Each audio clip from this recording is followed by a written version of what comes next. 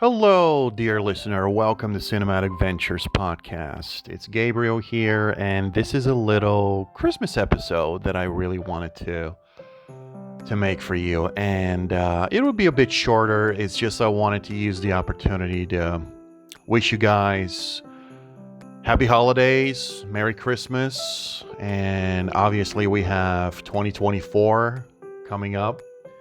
Hard to believe, right? How quickly time flies. It's almost unbelievable. You kind of see a lot of responses from people, reactions, going like, "Oh my God, I still think it's 2019. How did that happen? It's 2024. My God, time indeed flies." And because this is a movie-themed, focused podcast, I want to use the opportunity to talk a little bit about just a few movies that I pretty much watch every single Christmas season, holiday season. It's just, it's not a huge list. Honestly, it's like four movies. And I know there's so many other amazing Christmas movies, but everyone is making lists nowadays. I'm sure you've probably seen in the last 24 hours, you've probably seen 10 different lists of Christmas movies. It's been done and it will be done like multiple times. And there's nothing wrong with that. As far as I'm concerned, this is the best time of the year. I love Christmas. It's just an amazing, cozy feeling. Christmas music, Christmas decoration, Christmas tree, presents. I just love it. And I just wanted to mention a couple of movies that every single time that I play around Christmas, they put me right in the mood. And I want to start right away, right? I don't want to keep deflecting. I want to start with the first one. And these are movies that we all know very well. Probably there's only one of those four movies that I will mention that it's not like uber popular among people, but it's still a very, very atmospheric, very fun movie, and it's more of like a winter movie, but you'll see when we get there. So you're probably wondering, I want to start first with why four movies? Well, the thing is, I was thinking of making the usual, right? I'm sure you guys know. Every website, every other podcast, like top 10 Christmas movies, or top 10 or top 20 Christmas movies, and it's pretty much all the same, right? And I just wanted to focus on really movies that, because we can't really watch 100 movies every Christmas. I mean, I wish I could, I just don't have the time. That's why for me, it's more or less, I would say, those four movies that I will mention now. And enough wasting of the time. The first one that I'm going to mention on my list, and this is in no particular order. This is not like this is my favorite or least favorite, or no. I love those equally. They're amazing, and I can watch them day in and out. It's just amazing. The Polar Express is the first one. I'm sure most people know the movie. You've probably seen it. If you're a fan, you've probably seen it multiple times. I've personally seen it over, I don't know, 50 times or something. An incredible, incredible holiday Christmas movie that, especially thanks to the, I would say, number one, the animation. Now, people made a lot of complaints. I'm aware of the eyes, how the motion capture technology looks kind of weird, the dead eyes and all of that. I've heard it. We've all heard the criticism. I get it. I'm sure it distracts some people, but honestly, it was never an issue for me. It was just part of the whole world that Robert Zemeckis created, and it's an incredible world. It's an incredible world, and I'm glad that when it came out, the movie, it was a success, but it was, as unfortunately we often do as a society, we're always, when there's something new, like when there were choices being made or new technology or whatever, we're very cynical, very critical, very unforgiving. But thankfully, with the Polar Express, movie came out in 2004, and ever since then, it kind of grew in terms of popularity, and it's now like staple of Christmas. It's just the other day I was reading an interview with Alan Silvestri, who I'm sure if you're a fan of movies, you know that name. One of the most prolific, successful, amazing composers. He created like some of the most iconic scores that we all love, starting with Back to the Future. But his music for the Polar Express, it's honestly probably in the top three favorite Christmas music for me personally. I have the soundtrack, and it's just magic. That's really the best way to describe it. Yeah, this is something. There's certain things that we can't explain with words, so definitely go for it and check the Polar Express soundtrack.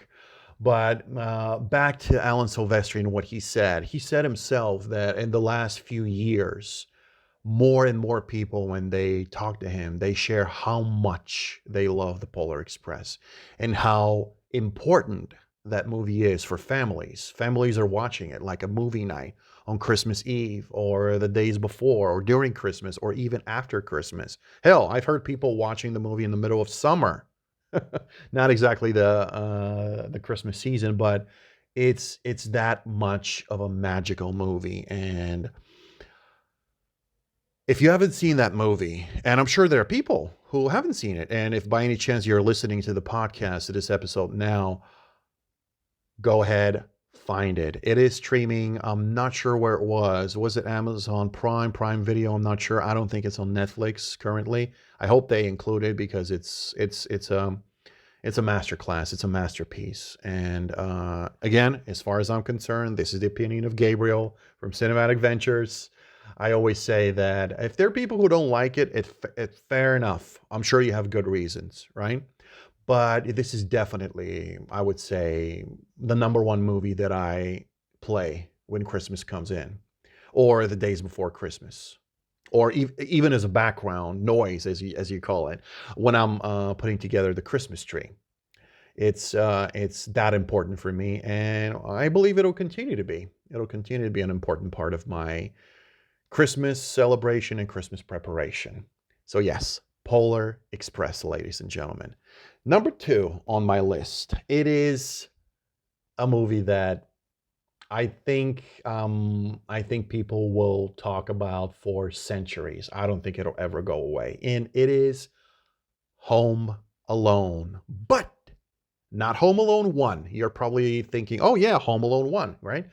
No, in my case, it is, and as much as I love Home Alone 1, Home Alone 2, Lost in New York, is my go-to Home Alone movie. Yes, we all know the first one, and we should always respect the original. It started everything. It's a movie that's just internationally, globally. There's no generation here. It's not generational. It crosses generations. It's that of an important movie. It's like in any country that you go, it's Home Alone. People know Home Alone. I know children who were 8 years old living in Asia, and just by their parents, when I have conversations with them, these children who were born in 2013 or 2014, they know Home Alone. They love Home Alone. And obviously, whatever I say about the movie, it's already been said billions of times, so I'm not going to repeat anything that you've already heard. But I'm just glad that there's a movie that has this power over people. There are very few movies like that. Yes, maybe it's a very specific movie, very specific for Christmas season, but every year, nonstop, ever since the first movie came out, people are watching Home Alone. And I also watch Home Alone 1, 2. I also really love 3. I really, really like it. Yes, it's not Macaulay, I get it, but I have a soft spot for Home Alone 3. I especially like it because Nick Glennie Smith, which is a composer that I really love, he's amazing. He did The Rock, which is an iconic score, as we all know. He did the score for Home Alone 3. And there's some very, very cool scenes in that movie. But going back to my favorite one, which is Home Alone 2, which, if we consider, because technically Polar Express is not really live action, it's computer animation, it's motion capture. Home Alone is probably, not even probably, I would say, it is my favorite live action Christmas movie. Now, many reasons for that. I think the main one would be they're clearly going bigger. As much as I love the first one, it is pretty much focused on the house. And obviously, that's how it should be. It's the first movie. No one knew what to expect. So they're not going to go way too big with it. But with the second one, and I think the choice of choosing New York, and we all know how New York looks and feels around Christmas. It's magical. I would say there are only two cities in the world that are just perfect for Christmas, like amazing, and it's London and New York City. And New York feels magical in Home Alone 2. And yeah, maybe in the early '90s it was not as pleasant as it could be. Let's put it that way. There was some rough neighborhoods and stuff like that, but and they kind of show that in a few scenes, and basically at the end of the movie of Home Alone 2. But the atmosphere of New York, the festive atmosphere, the toy store, Duncan's toy store, it puts you right in the mood for Christmas. I honestly can't think of a better place, better story, better character than Kevin, to put you in the right Christmas mood. It's really fun. They've expanded the cast. You have Tim Curry, Rob Schneider, like an amazing cast of comedians and just funny faces. And yes, it's maybe I wish there was a little bit more from Stern and Pesci as the wet bandits or the sticky bandits in this case. I don't know why. I feel like I could have watched like a 2.5 hour movie with them. It's fun. And yeah, that would be my only, weirdly enough, my only complaint is that it's not longer. This is the type of movie I love it so much that this is the type of movie that if there's a 3 hour director's cut version, I would be happy to watch it multiple times. So I don't know if Chris Columbus has something up in his sleeve. Absolutely go for it. Release a director's cut or something or an extended cut. I would love that. I would love that. Um, Home Alone 2, I can talk about it for hours. I love that movie so much. And I also think another thing that I think it has a little bit more than the first one. There's a little bit more heart to it. The ending sequence. I love Catherine O'Hara in the movie. I like her more than I did the first one. And she's great. She's great no matter what. Like, there's no question. But there was a little bit more of everything, but just enough, not too much. It was not overwhelming. So I think it was great, and I know the reception when the movie came out, as it always or most of the time happens with a sequel of a incredibly popular and successful movie. There will be detractors. I'm sure if it was released today, it would have been the same. There will always be detractors, just because it's a sequel, and that's the thing that I'm gonna analyze and discuss in a future episode about why are we so cynical about sequels. And it's a legitimate question. There are a lot of sequels that people really love, and people would say it's their favorite movie, but it has that stigma already just because it's a sequel. And certainly, Home Alone was also a victim of that in terms of critical reception and some audience members. But kind of like the Polar Express, the movie really exploded in the later years. I don't know, is it because there were other Home Alone movies that were not as popular as the first two, and people were kind of missing and feeling nostalgic about Macaulay Culkin? And a lot of the iconic scenes and iconic lines and moments, if you look back on the coverage of the Home Alone movie, specifically with Macaulay Culkin, they're actually coming from the sequel, those moments and scenes. So slowly but surely, Home Alone 2 kind of created more of a positive, I guess, reflection, you can call it, if you can call it that way. People were looking back more fondly on the movie. And at this point, I would say in a lot of circles, when I talk to people about Christmas movies, a lot of them would say Home Alone 2. Obviously, we all love Home Alone 1, definitely, but I'm glad that Home Alone 2 is now also very highly regarded. And it's just like Polar Express is a staple of Christmas. And that ending with the Rockefeller Center and the Christmas tree there, it's just iconic. It's just the ultimate Christmas feeling. It puts you right into it, and you just can't top it. You just can't top it. So definitely, guys, if there is, just like with Polar Express, if there is a person listening to this by any chance, you've never seen Home Alone 2, or you've seen it many, many years ago and maybe you were not that impressed, as I always say, my regular advice to people, give it a shot. Watch it. We change throughout the years, and maybe you will be more, I guess, excited watching it. So you never know. Definitely give it a shot, though. So Home Alone 2 is the second on the list. The next one on my list of movies, I would say, is, coincidence or not, it is another Zemeckis movie. And it is A Christmas Carol from 2009, the Robert Zemeckis motion capture version with Jim Carrey, Gary Oldman, Colin Firth, an incredible cast. You just have to check it out. You just go on Wikipedia or IMDb and just check the cast. It's just amazing, really amazing. And yeah, coincidence or not, and this is not because I love motion capture. No, no, it's pure coincidence. It's just so happened that, as far as I'm concerned, Zemeckis created two of the most atmospheric, iconic, and powerful Christmas movies. And I think with Polar Express, it was kind of just the beginning, and he really expanded everything. He really, I think it was a much bigger budget also for A Christmas Carol. And that movie came out about 5 years after the release of the Polar Express. So clearly technology was much more advanced. It actually came out the same year Avatar came out.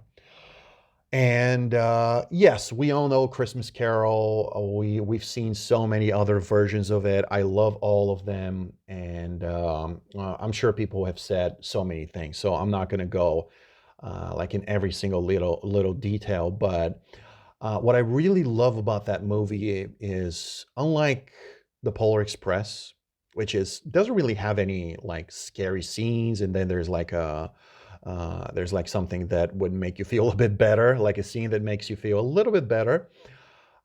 If you know the story of the Christmas Carol, there's some scary, tough moments for the main character. Let's put it that way. I don't want to spoil anything, in case there's someone out there who still hasn't seen Christmas Carol.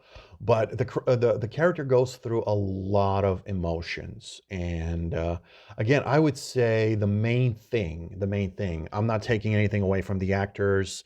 Alan Silvestri did the score again. Absolutely magnificent work. For me, it's just the animation, the cinematography, the fact that the camera, I believe, if I'm not mistaken, Robert Presley did the camera work. He was the DP of Polar Express, and he also did the camera work, cinematography on A Christmas Carol. The camera takes its time. I really love that. So you really get to experience every little detail of the animation, every little Christmas decoration, the little streets of London. And I especially love that moment where Gary Oldman's character, after he leaves Scrooge behind, he just smiles and it starts sliding down the street with the children. And you have the music, you have his incredible happiness, and the fact that I think also the message of the movie really resonates with me. It's specifically with the Gary Oldman character. Clearly, a character that goes through a lot. I don't want to spoil anything, but there are a lot of moments where he feels miserable, not to mention how he's treated by his boss.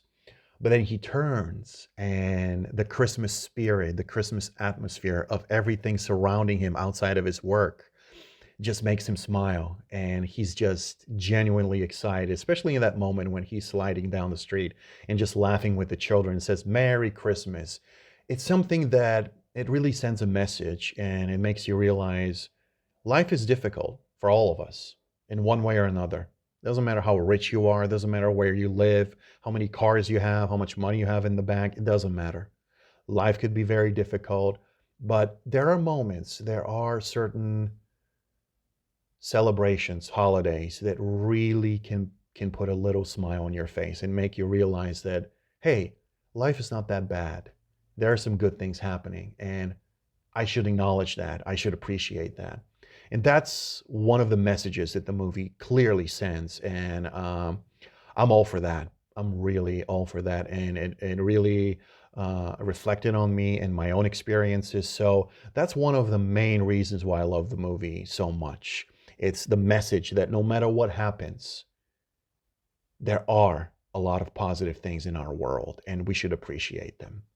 So obviously the main character goes through a lot. The animation is incredible. The message is incredible. It is a little bit nostalgic, a little bit sad. There's this feeling of sadness throughout the movie, right? Maybe because in a way he wasted his entire life of being the grumpy guy.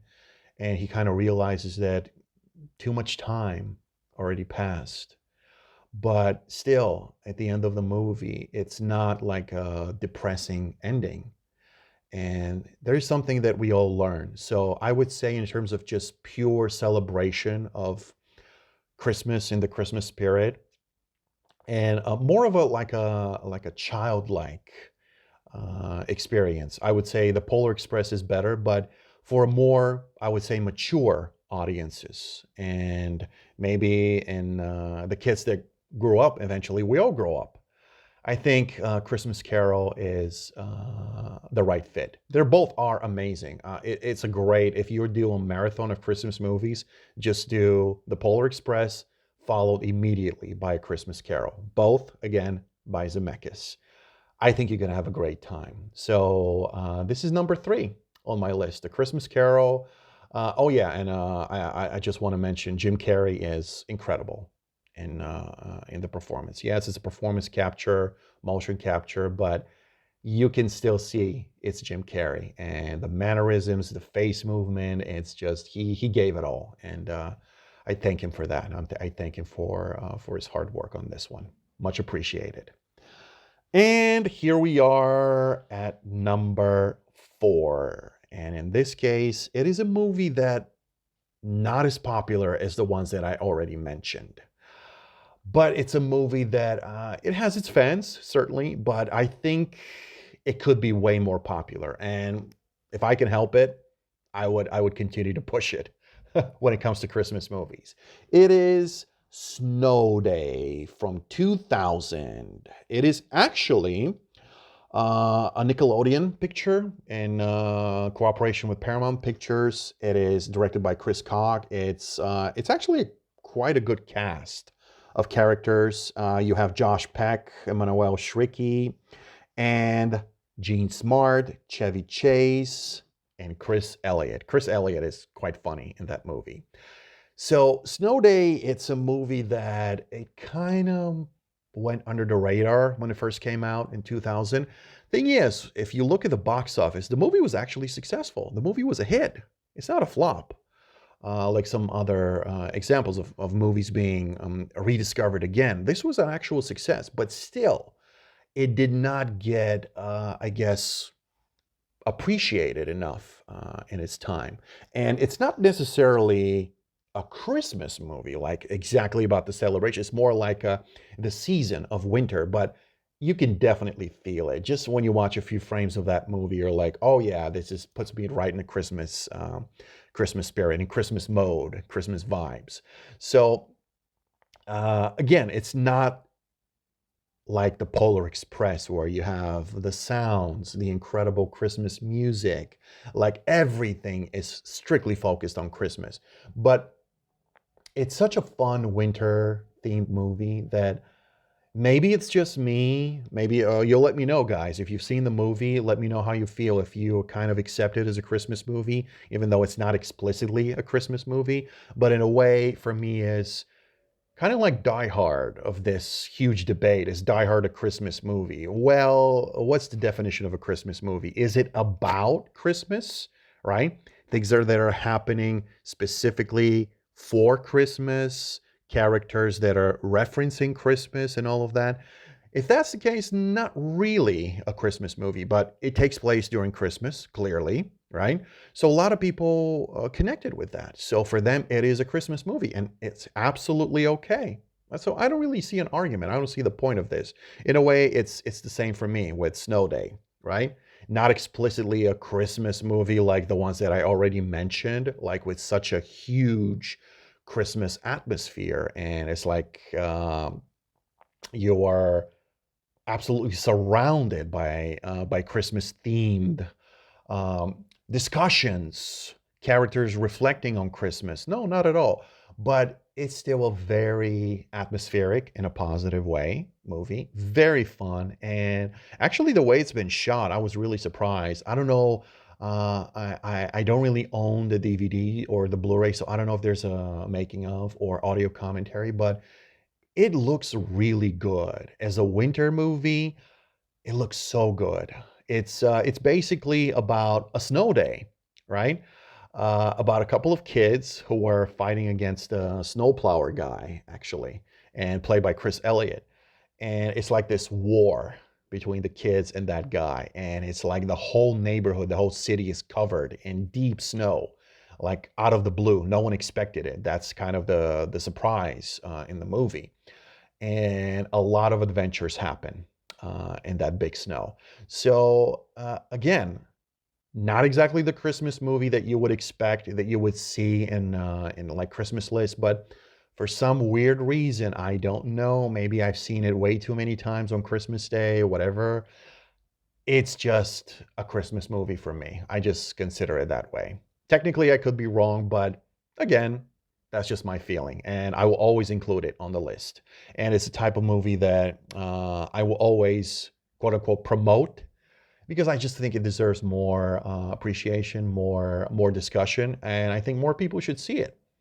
So I believe it's you can stream it on Paramount Plus, and I think the DVD is kind of discontinued at this point, out of print. Like it's a very difficult movie to find for one reason or another. I think you can find it on eBay, but it would be quite expensive. But definitely a movie that's worth it, and definitely a movie that puts me right in the correct mood for Christmas.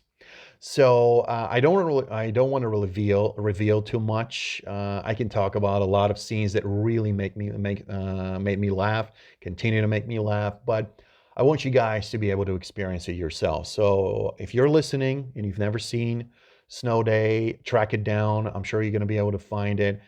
Just relax. If it's snowing out there and you're watching that movie, my God, it couldn't be a perfect combination. So that's what I wanted to do with this episode, just to share a couple of the movies that put me in the Christmas mood. And I'm sure you guys have your own lists.